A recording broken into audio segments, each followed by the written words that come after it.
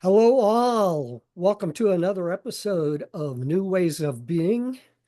And today I am just delighted to have my guest, Jude Currivan, back to share her wisdom with us. We're going to have a good conversation. And the what's leading up to this time is that we have a book project that I am trying to pull together, and we're going to talk about that. The title of the book is We Can Change the World, but it's all about how we do that through raising our consciousness. And Jude Currivan, I know from my past conversations with her, she's been on my podcast twice previously.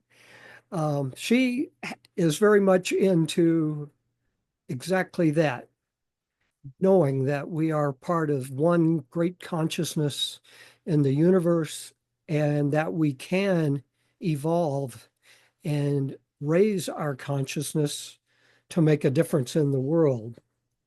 So, Jude, I think the first time that I had you on the show was for Our Spiritual Life. And I think, if I'm recalling correctly, we talked about your book, The Cosmic Hologram. And the second time, it was on New Ways of Being. I think it was just about a year ago, a little over a year ago. And we talked about a newer book that you had written called The Story of Gaia. And so we had some wonderful conversations about your books and about what you do and your story. And all of that I find quite fascinating. I love the fact that you have such a broad perspective about the world and the universe. And I think you told of some of the story of how that came about. You know how you I think if I remember right, from a very early age, Mm, you yeah. had some unique Hmm. experiences with, I would call, psychic or Hmm. intuitive. Was that right? Yeah, I wouldn't say, I mean, they were unique to me, but I would say this is who we naturally are. So I was experiencing the world in terms of multidimensional, direct experience that, sometimes people call paranormal or supernatural. But I think a better word, a more appropriate word is supernormal. Hmm. And those supernormal experiences and those attributes and those phenomena are natural to us. So what I share in, as you said, Raymond, in the two books and others, but Cosmic Hologram and the Story of Gaia, and a film that I've very recently made called A Radical Guide to Reality, I share this emergent understanding of a living universe where mind and consciousness aren't what we have, but literally what we and the whole world are, which is converging with universal wisdom teachings, indigenous teachings. And Yes. in that understanding, those sort of experiences that not just I had when I was very young, but many, many, many of us have. And we're all able to have because that's who we are, that's who we really are, that's who we naturally are. Yes, it's interesting that you say that because I think it is totally true, but I think only a few people really relate to it, particularly as we grow up, Yeah. we're being programmed by our human approach to life. Yeah. And that's one of the things I talk about, that um, everyone is pretty well conditioned to believe that we are all separate Mm, from mm, any divine being or separate from one another. mm. And that leads to a way of living that is reflected in the world. Of course. Yeah. It's Yeah. totally based in fear because we believe we're separate and that we have to compete, or that we just don't know what that other person is thinking, etc.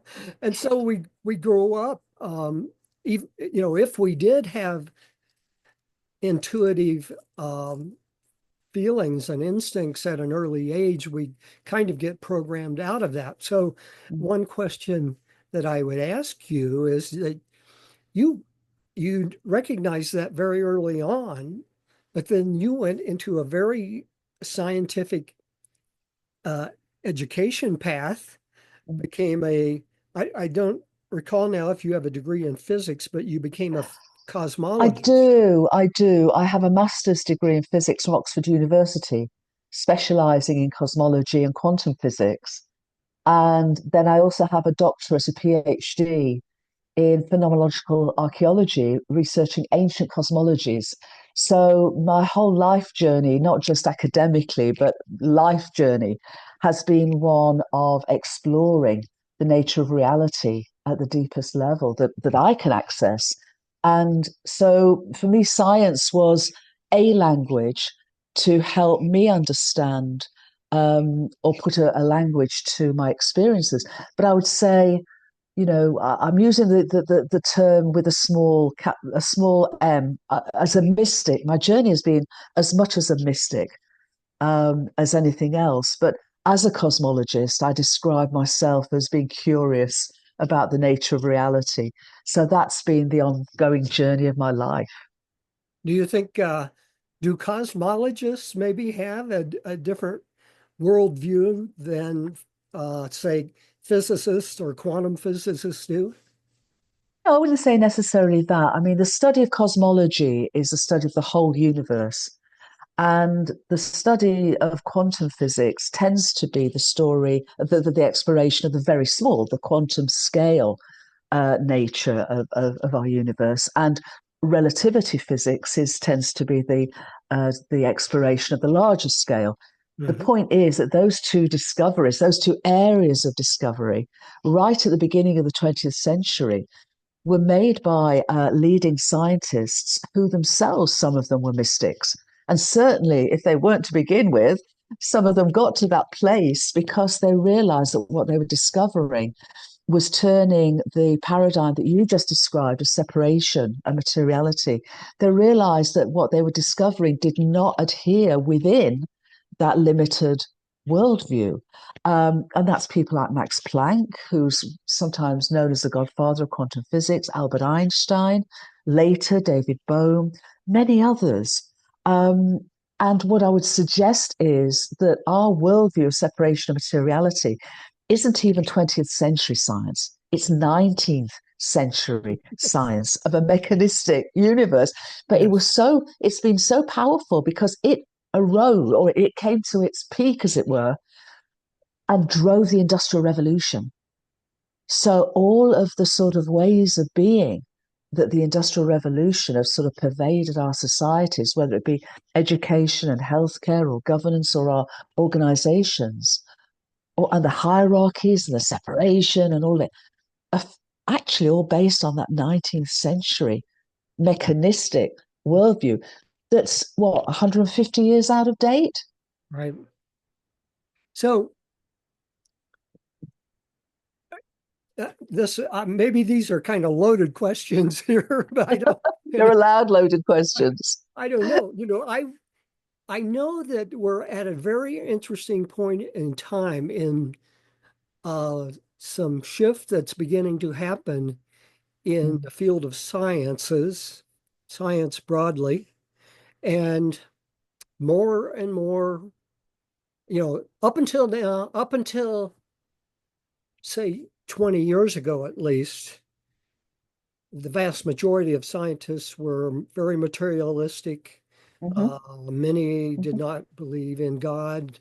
Many had uh, accepted the idea that we really can't uh, understand consciousness. So that kind of got put aside and ignored. But now it's my perspective that more and more scientists even are willing to mhm, look at that whole big thing today, especially consciousness. Where does mhm, consciousness fit mhm. in to Yeah. understanding the universe? Mhm. And so, do you agree? I mean, you've worked Oh, with. wholeheartedly, wholeheartedly. I mean, I've been on this journey since I was 4 years old, and I'm 73 in a week's time. So I've been on it a long, long time. And, when I went to Oxford University to study physics, because I wanted to really understand how my direct experiences of a reality that was way beyond, this physical plane, and also, had consciousness that it's very not just center, but all pervasive. It was consciousness. I often say that, mind and consciousness aren't what we have; they're literally what we and the whole world are. So, when I went to university, Oxford University, and studied physics, I was hoping that that would help me understand how universal consciousness, cosmic consciousness, God Mhm. actually bridge. That wonderful scene of the Sistine Chapel of Michelangelo, where you have the hand of God Mhm. reaching out to the hand of Adam, and there's a little sort of spark between them.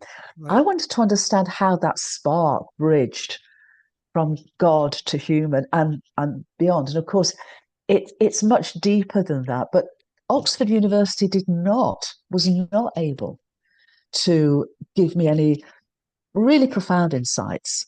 Even though I was studying quantum physics and cosmology, it was still coming from a materialist worldview. Even though all the clues were there, that's the whole point about quantum physics, is that it's nothing is separate. At Right. that time, the teaching was that was only limited to the quantum scale. What we weren't taught, I was never taught at Oxford, is that for quantum physics to work at all, the entire universe has to be quantum entangled, non locally whole, literally. And that now has been it's now settled science, because in 2022, the Nobel Prize for Physics was given to three researchers who had worked for decades experimentally expanding the effects of quantum phenomena from the quantum scale to the larger and larger scale, to cosmological scales in 2018. But the point, Raymond, which is so important, is that the Nobel Prize says this is settled science. This is not contentious. This is not up for debate. We now accept that our entire universe exists and evolves as a unitive entity. So within space time, yes, there's a speed limit, which is the speed of light, which Right. means that you and I can have this conversation, the laws of physics can work. There's a timeline within space time for the story of our universe to take place. And it's a both and.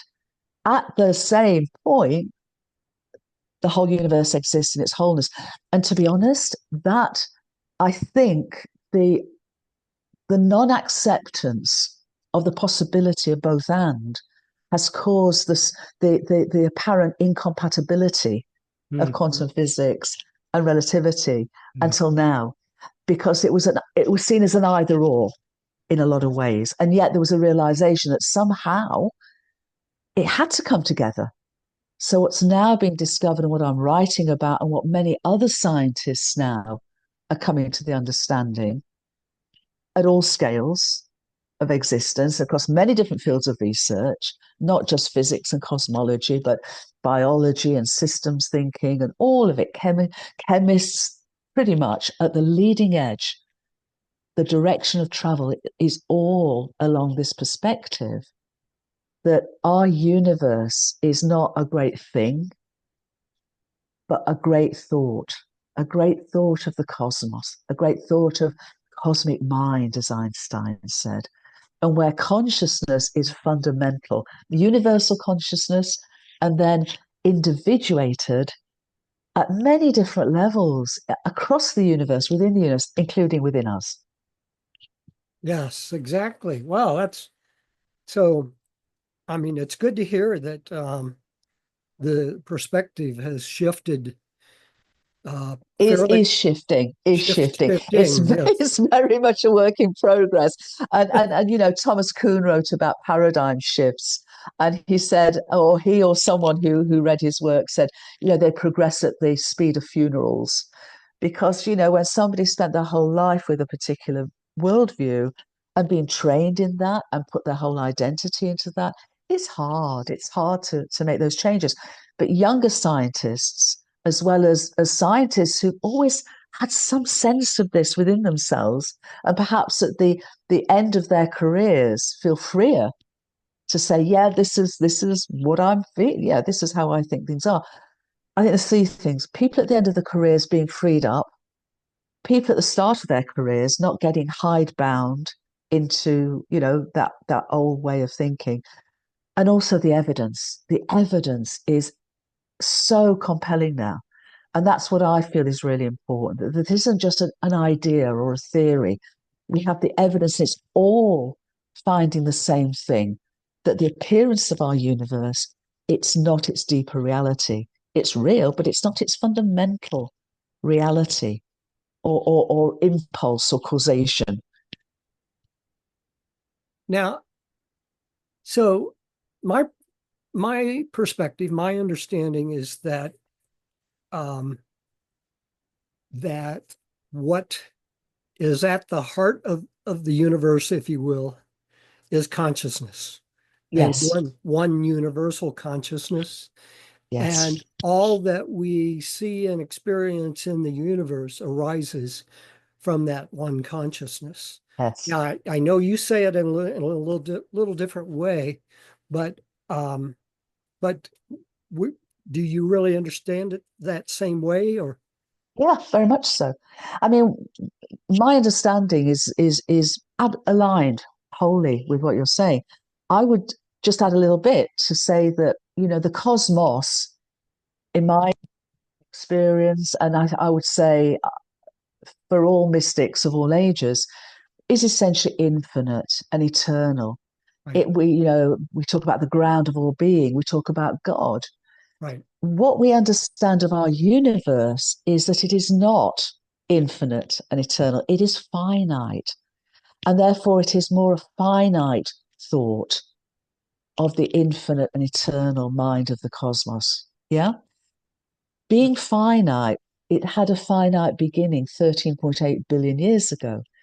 All the laws of physics actually enable it both to meaningfully exist and purposefully evolve as a lifetime, as a life cycle. So just as we, as individuated, self-aware beings, um, have a lifetime, a finite lifetime as human beings, our consciousness, I would argue, goes beyond that. We are spiritual beings having a human experience, a finite human experience, just as, the cosmos has a finite life cycle of our universe as a great thought, right, a beginning, an evolutionary impulse, an exploration of experience, of potential, but then comes to an end. And as a cosmologist, my focus, not my whole focus, but one of my great interests is to understand how that life cycle plays out, because it is wondrous, it is extraordinary, and it's actually very simple at its heart. It's very yes, simple. yes. And you talked about a key part of that in your book, The Story of Gaia. Yes. Right.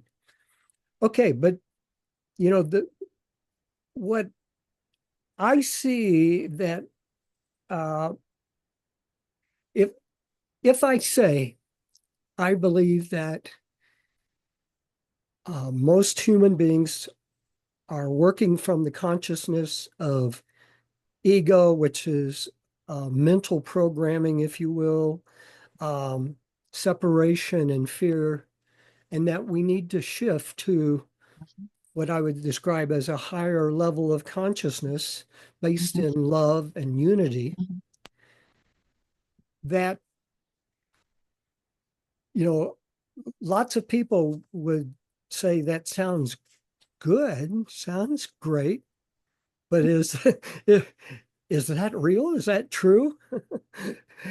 And And um, I would say it is true, because I would say this is why I've taken such effort to bring together the evidence that is there, at all scales of existence, from the tiniest, Planck scale where the sort of the appearance, the reality of the appearance of our universe comes into being. The tiny planets get all the way up and brought it all together across many, many different fields of research. Because what we're talking about here in terms of the leading edge science, this is far more than a scientific revolution. I would say this it offers us the opportunity, as you say, for a conscious revolution, to evolve our consciousness, our awareness, to remember, I would argue, who we really are, because we are microcosms, we are microcosmic co-creators of the wholeness of our universe, set within an infinite and eternal cosmos. And the whole point of our universe, it doesn't just meaningfully exist as a mindful, conscious, unitive entity. It purposefully evolves from simplicity to complexity. So, beginning with, hydrogen and helium, and then through nearly 14 billion years, which the story of Gaia talks about, has enabled ever greater levels of individuated complexity and self awareness that can look out at the world and discover, which is what we're doing, and then on an inner level realize that we are both the being and the doing of our self-awareness as co-creators of our universal story. Our story is the universal story. Our universal story is our story. Mm-hmm. So um, and the one aspect that uh, I see as a hurdle, if you will, is that when we begin to understand that the universe is a oneness and arising out of pure consciousness, and that pure consciousness is what religions call God. Yeah, And if we say it's important to understand that we are part of that one consciousness, part of exactly. God. As soon as we Of say course. we're a part of God or we are God, you Yeah. know, a lot of religions have taught, oh, no, no, you can never say that. There's a separation.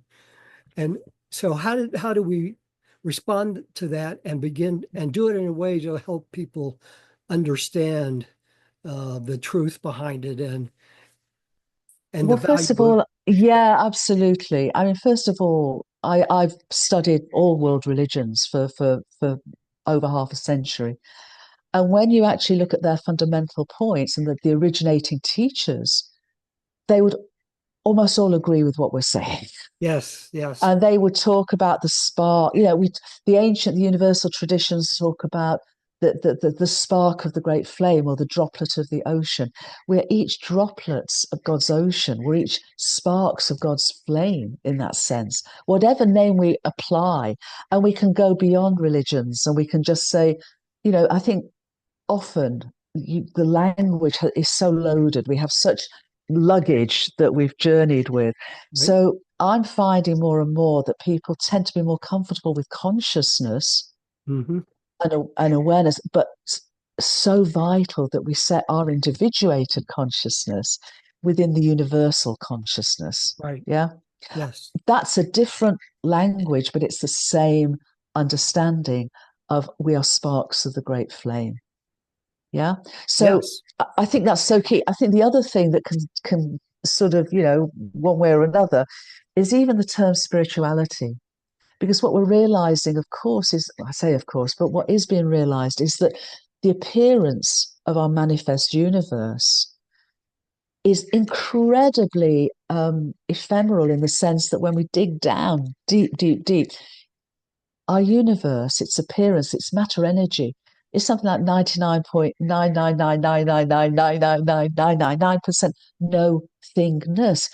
It's not the little billiard balls that we were taught at school. We had this idea of an atom being billiard balls of protons and neutrons and Yes, right. surrounded by really fast billiard balls of electrons. No, it's not. It is relationships of meaningful information, which is consciousness expressed in that way. So, you know, I think what's happening is that by bringing the evidence forward, by helping people to understand that we're not saying that religions aren't important, but they're there are many paths up the same mountain. Right. Yes. And religions are as much cultural as the basic teachings are clothed in culture. And when you take the clothes of that culture away, the shining light that it is the very heart of the religions can, in my perspective, shine bright. And Yes. in my understanding, virtually all of them say the same thing. Right. Well, at any rate, we are here to talk about consciousness today, and we are doing just that. I do. Um, it's interesting. I learned something in the past year that uh, there's a book called The Wisdom of the Council that was channeled by Sarah Landon, and the council, a group of ascended beings, they talk about at this time there is value in shifting from focusing on spirituality to focusing on consciousness. And that's the next step. And I really believe that's true. There's a very strong relationship between the two, but um, in spirituality, there's a lot of focus on transformation, and there are all kinds of different spiritual practices. And when you get to a point, though, that you want to raise your consciousness, be more aware, live more consciously, then you begin to focus more on how you're living, how Mm-hmm. you're being in the world, Exactly. Exactly. rather, and, and not all of the practice. There's no one practice that Exactly. answers Exactly. that. So, yeah, I love what you've said, and you're adding so much to our understanding. Uh, So, Raymond, can I just bring a beautiful friend of mine has recently passed, an oh, amazing woman called Elizabeth Sartoris, and she oh, talks. Yeah, and I Elizabeth know. before, yeah, I'm sure you do know her work. You may therefore know her analogy of consciousness as a piano keyboard where the lower notes are the sort of the what we might term materiality or the physical realm, and then we go through the higher notes of emotional and mental and spiritual. But when we talk about mind, body, spirit, we're in a way we're separating again. Hmm. And what she talks about, which I love, is all the notes on the piano keyboard are part of the piano keyboard, whether they're high notes or low notes, and we can play the music across the entire piano keyboard. So I think using the word, moving more towards the word consciousness, for those folks who, when they hear the word spirituality, sort of either aren't comfortable with it or still perceive it somehow as being beyond our bodies or beyond mind.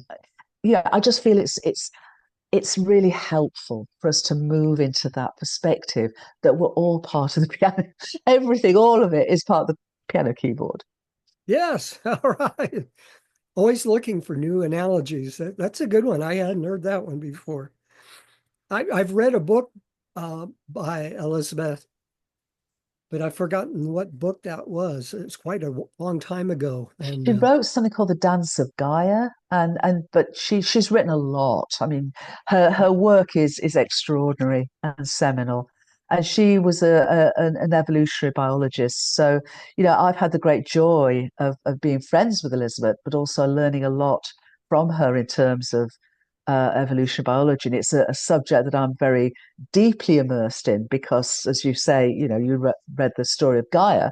It's a story that of universal evolution, of which biological evolution is just one beautiful mhm, continuing part of that story. very good. Um, so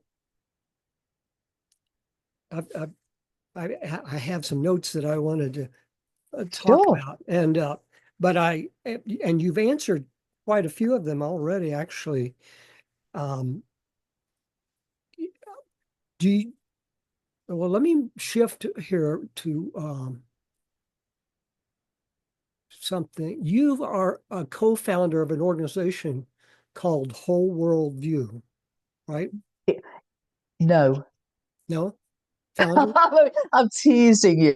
I co-founded Whole World View, but it's not an organization. We call it an organism.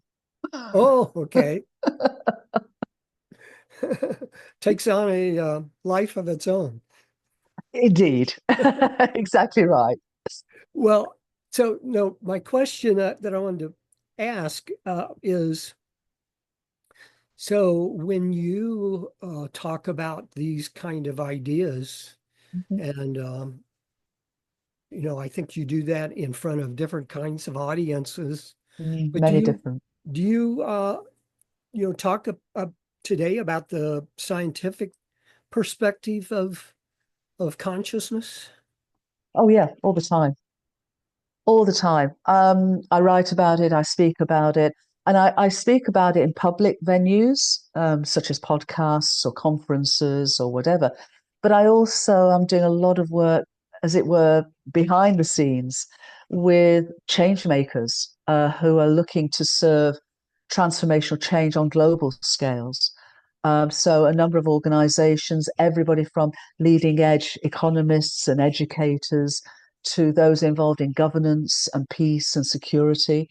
And across all of those areas of work and service is to how can we bring an understanding of raising consciousness across those, because at the end of the day, I mean, there's wonderful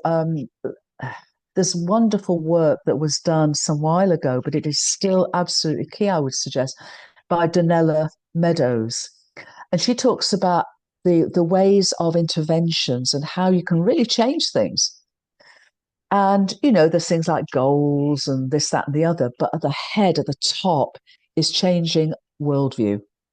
So if we can change our collective worldview from one of materiality and separation to one of unity and diversity Hmm. and consciousness as the stuff, the reality of our world, then that worldview and the narrative, the unitive narrative or a unitive narrative that can come from that, her work would suggest, and certainly all the things that I'm involved in is suggesting this is our best opportunity to undertake transformational change, to heal, to heal ourselves from what I sometimes call the dis-ease of separation, Hmm. to remember the wholeness of which we are each unique microcosms of, So to change our worldview. to change our worldview. And we've Yes. got the evidence that I mean, for me, that the key is that we've got the evidence for that. Now, I know there's another thing that facts don't change people, emotions do, feelings do. So, what we're doing across many, many different areas is we're bringing the evidence to underpin and frame the potential for transformation in worldview and a new narrative, because we're storytellers and story sharers. And at the same time, we're inviting cultural creatives at all levels, in many, many different ways, because we're all creators. Right. So, how can we, in our own ways, whether as writers, artists, teachers, dancers, athletes, actors, um, everyone, you know, people who knit, people who sew, people who throw pottery, all that in every creative way possible. How do we express this unitive, transformational understanding so that we can not just see it, but we can experience it together? We can embody it together. Yeah. You're making me think of a number of different things here, but so in spirituality, we talk, or people talk about body, mind, and spirit a lot. Mhm. And there is a point that, well, but from our a point of view of our beingness, we need those to be integrated into a holistic Absolutely. I mean, that's person. what I was saying. Yeah, exactly. That's what I was saying earlier. We sometimes use that term, and it's still part of a separation perspective. Whereas when we integrate them, because we know our minds, what we think and how we feel affects our bodies. And we are innately spiritual beings having a physical experience. And so it's back to the piano keyboard again, whereas Right? the whole of the keyboard. And when we integrate all the notes on the keyboard, we can play wonderful music. We can be authentically who we are. We can expand our awareness. It's like being able to be a better and better musician of our own understanding of who we are, Right. more and more authentic of who we are, sounding, sounding the music of our souls of who we are. Very good. Well, I'm a musician too, so I play guitar, not piano, but Same, but um, it is that same understanding, isn't it? The yes, more you can play all the notes available to you, the right. more music, the joys of the music that you can play. Yes, and you're talking about something that I really got heavily into a long time ago. I would call that wholeness, and Hmm. to have a holistic view, a Absolutely. holistic uh, worldview, and a holistic experience of life. Yeah, So I agree. it's all very important. But I want to switch perspective here just a little bit Hmm. and then come back. Um, let I'd like to ask, what is your perspective for an individual of how, if a person says, I want to shift my consciousness to love and unity, you know, how, how do I do that? Okay. Do you, I know you There are take the me- big picture a lot, but do you take I the small do, but I picture? take the very intimate picture as well. I take it from the very intimate the whole way out, the whole way back. I think what's really, and as a healer as well, I bring that perspective into all of this. I would say the first thing is for somebody to say, I want to, is so important because that very acknowledgement, that very intention, in sort of both cosmological terms and psychological terms and every other term, gets the ball rolling, as it were. Yeah. Mhm. Yep. And then I would say for everyone, it's a unique journey, and yet it is a collective journey. Yeah. Each of us, you, me, everyone, is on our own journey, and yet we're all on it together in different stages, at different paces, whatever it is. So I would say be yourself. If you're saying, I want to shift my consciousness, what does that mean for you? Not what it means for me or Raymond or whatever. What does it mean for you? And when you can sort of say, well, it means perhaps I'm happier, perhaps I can not be so fearful, maybe it's I can be more loving. Whatever comes to you when you ask for that, listen, pay attention to it. Don't push it aside. And it could be something very simple. How do I raise my consciousness? Okay, I go out into nature and just start to pay attention to the life around me. Um, it may be that I love music. Well, listen more to it because when we do the things we love, those are the portals. Those are the thresholds, those are portals to our expanding our awareness.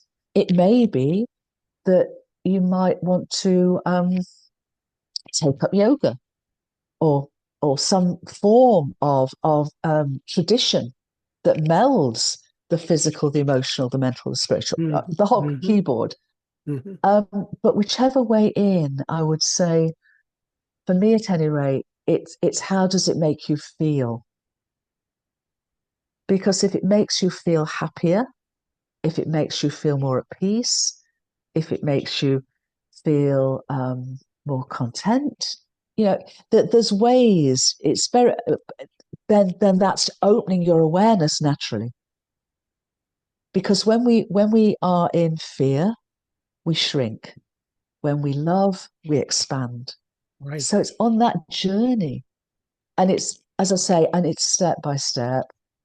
And it's giving ourselves the benefit of the doubt. It's giving others the benefit of the doubt. It's giving ourselves some wiggle room and some relaxed room, and realizing that this is a journey. It's not so much a destination. It is step by step. And it's like it's aerobics for the soul in that sense. It's expanding our awareness.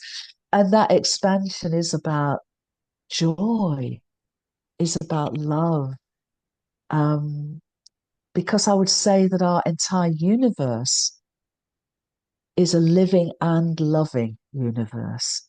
Yes, And in my absolutely. experience, the more we open ourselves to being loved by that love, the more our awareness expands, and we're able to love ourselves more, and we're able to love others more, and to able to love our life more with all its, the challenges don't go away, but how we meet them, how we learn from them, that's what transforms. Yeah. Well, coming from the perspective of spirituality, there is uh, these days, in particular, the last few years, there's been much more talk about awakening and the great awakening of humanity as a whole, and uh, and then and the need to, we still have people have to awaken one at a time. Uh, we can't awaken humanity at once, not in an instant, at least. But the I don't. There has been some talk in about that awakening in terms of consciousness, Mhm, but maybe not a whole lot. I mean, some people, say it's this thing that has to happen all of a sudden, and uh, you can do this or that to bring it about. But mhm, the more I understand consciousness, I think understanding consciousness is a good thing and talking mhm, about it. And it's mhm, something that hasn't been talked about too much in a lot of ways. I mean, in little mhm, uh, cliques or, small groups, it's been talked about. And there is a big organization that's been around a long time that's been talking about it, called the Institute of Noetic Sciences. sure, Yeah, sure. and there are more like whole world view, Mhm, um, but it's something that we need more of, and that's exactly why we're having this conversation. We need to talk about this more and share it more, and um, do it with an understanding that there's no one way. There's no one way to explain it. There's no one way to define it and box it in. It's a big thing. And in fact, you've made the point from the beginning of this conversation that it's the universe is this big whole and we are part of that. We're part of the evolution of the whole, etc. So, mhm, but today, there's just a lot of concern about people looking at the state of the world and being very upset about uh, confrontation and conflict and violence mhm, and all of that, and that we need to do something to change it. mhm, Um, and I think the answer is if more and more people were to shift to uh, a consciousness of love and mhm, unity, and not kind of isolated in all of their problems that they're struggling with, mhm, but to understand that the universe is loving. mhm, I mean, that could be a very big part of it because if you ask someone, do you see the world as being loving? The answer would be no. And the world, though, is a reflection of Mhm. human beings believing in a certain way and acting in a certain way. And so we, those of us who see a need for change, well, and in fact, there are people who are calling for more activism, or spiritual activism or consciousness activism. And I don't know if the word activism is the right one because that, you Mhm. know, it might be defined or how it's defined might matter. But so the what I'm kind of exploring with here and dancing around is, how do we? Oh, okay. So let me, and one answer is continue to let people awaken and raise their own consciousness one by one. But there is something that people talk about as well called the evolution of consciousness or Mhm. evolution Mhm. of Mhm. human consciousness. And Mhm. that is more about the collective and humanity as a whole. But yeah, so let's talk about that. Mhm. I noticed that in your the website for wholeworldview.org, um, the purpose is stated as our purpose is to empower our conscious evolution through the understanding, experiencing, and embodying of unity awareness. Mhm. And so consciousness evolution is right in the middle of that. Absolutely. I Mhm. think it's important. I think we do need to contribute to that evolution. So Mhm. yeah, let's talk about that for a while, Happy to. Well, I'm a both and girl. right? Pretty much most I am.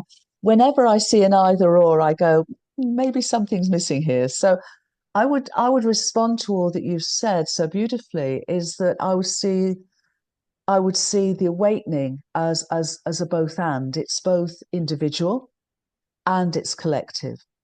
It's and awakening and transformation is sometimes called an inside job because it is inside out. It's not, that transformation is not an imposition from the outside in. It's Right. that well of urging you say, I want to expand my awareness. That I want to expand my awareness, or I want to live a happier life, or I want what that wanting. It's like the sort of the key is turned at that point to the opportunity to have that inside out awakening. Um, and also, as I say, personally, individually, intimately, and collectively. And the more that each of us awaken, it seems to me that the more easily we can find each other.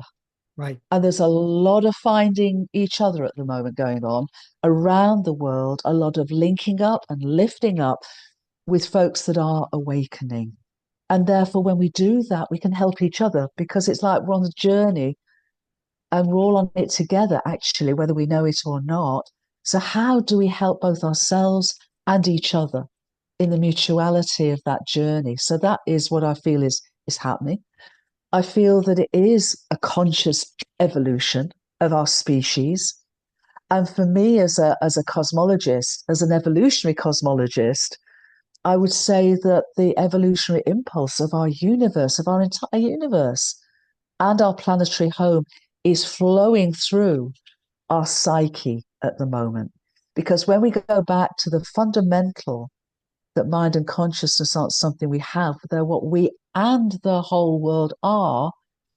So that mindful consciousness of our entire universe, which doesn't mean just meaningfully exist, it purposefully evolves. So that impulse, it seems to me, is flowing through us at the moment, which is why we're awakening.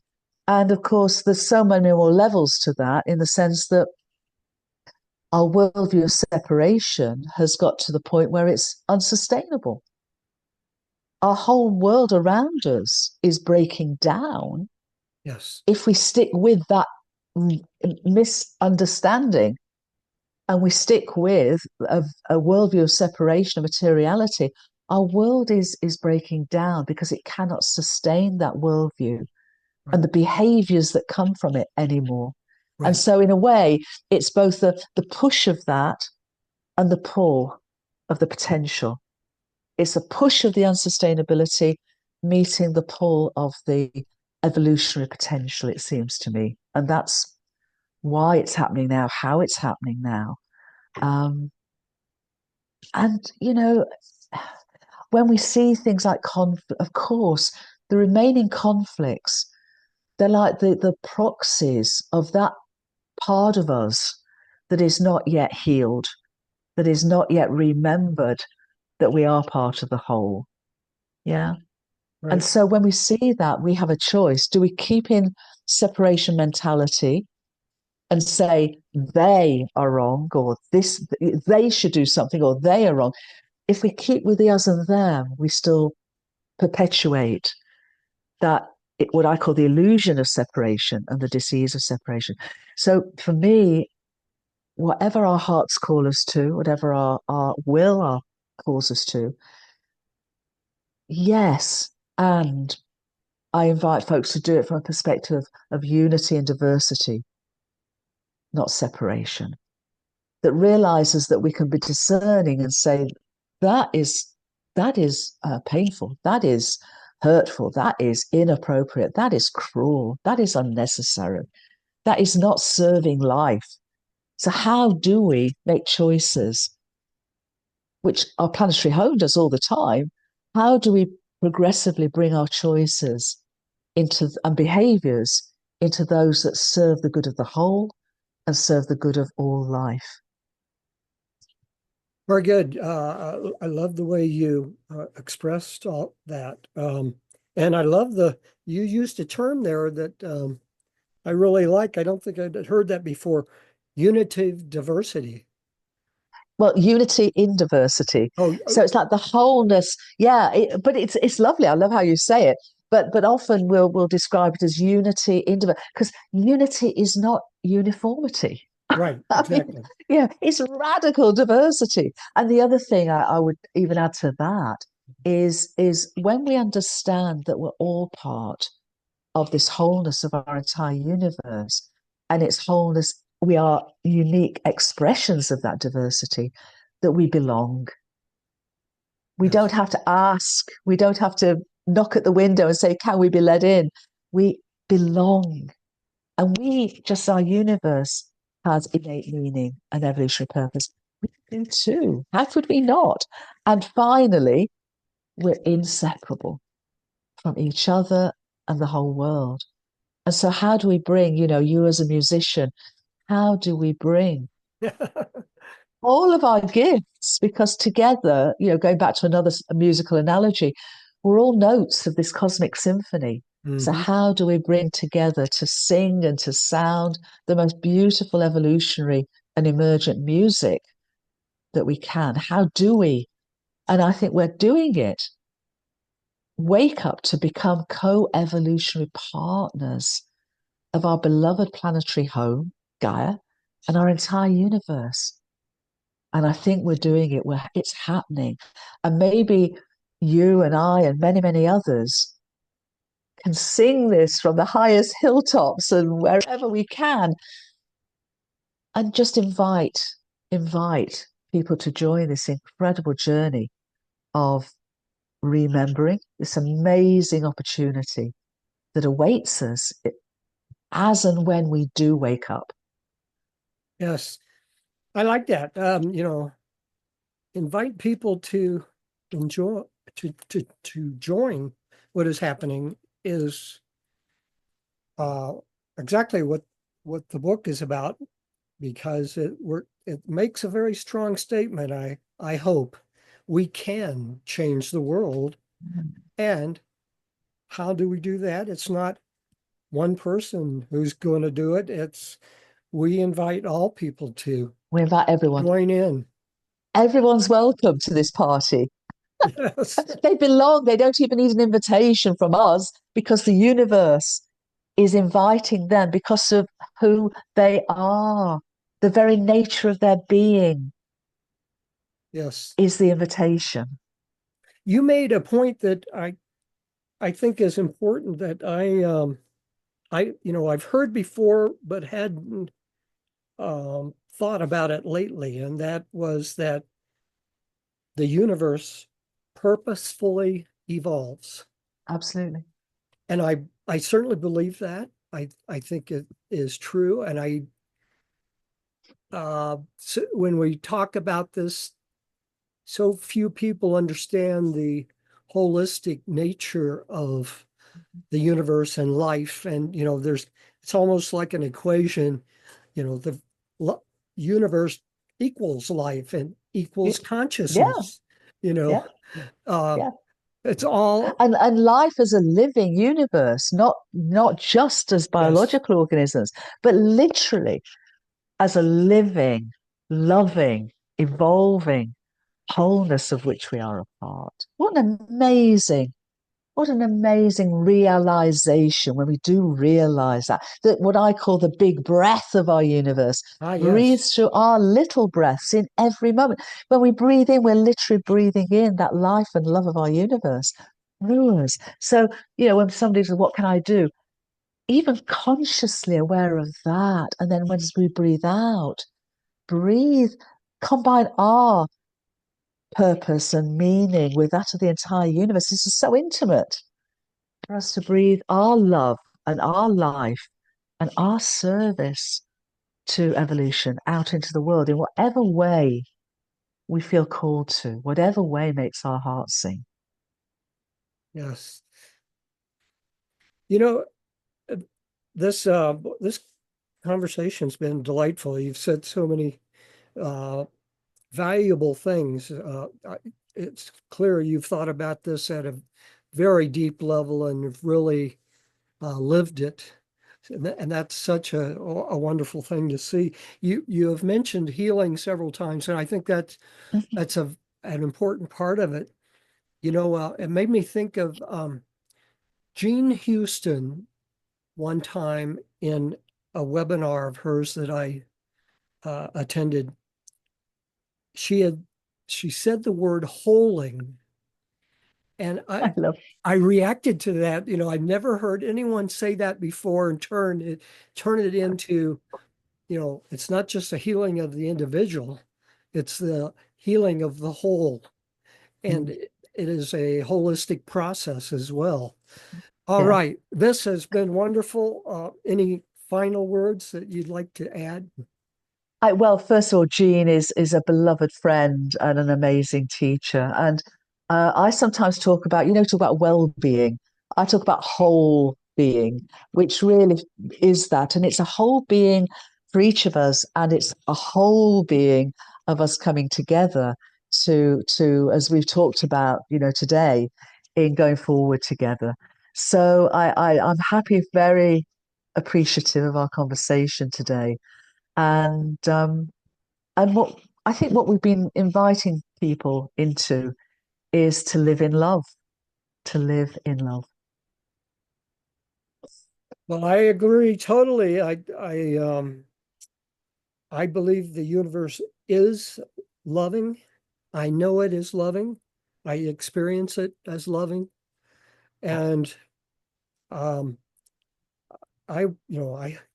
you and I, and I hope many others can help share that message that this is a mhm. loving, evolving universe, and it invites us to participate in that.